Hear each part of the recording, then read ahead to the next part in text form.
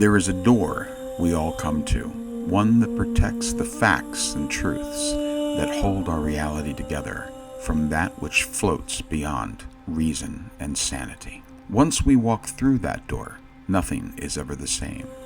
We can become lost in the abyss of man's imagination, wandering down the long hall into the kind of madness that is dangerously pervasive, infected with a delirium most foul and contagious until we are all unable to navigate our way back to what is real. It is here where we find absurd conspiracies.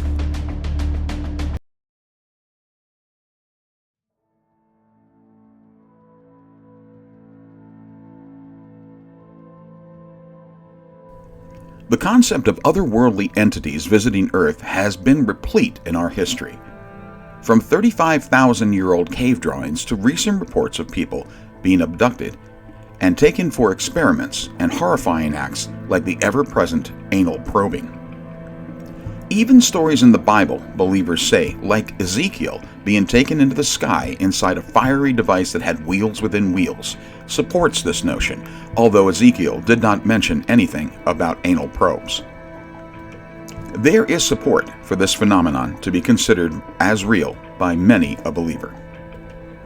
However, beyond it being almost inconceivable is a simple and reoccurring question of, why the anal probing? Recently, many people have come to believe an answer to this question, that humans are designed to breed alien life, and that unlike human life, this very kind of alien life needs a different medium and environment to grow. They're checking on the new crop of alien life. We got the babies in our butts. That's why they're always sticking stuff in our anuses. They harvest a fresh crop every so many years from a select number of humans all over the world. This is a horrifying notion that is both repellent and confounding. Yet supporters of this theory say it is the only possible reason to go to the trouble of interstellar travel to poke around inside our buttholes.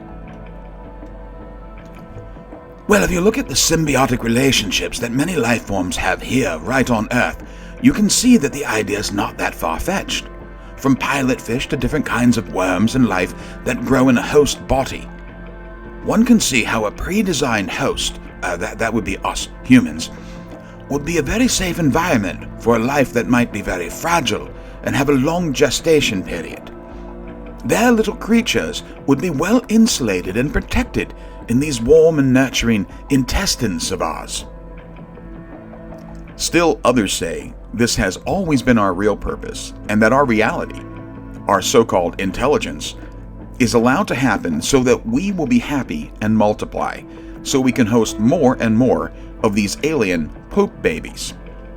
It really brings into consideration some very strong moral arguments.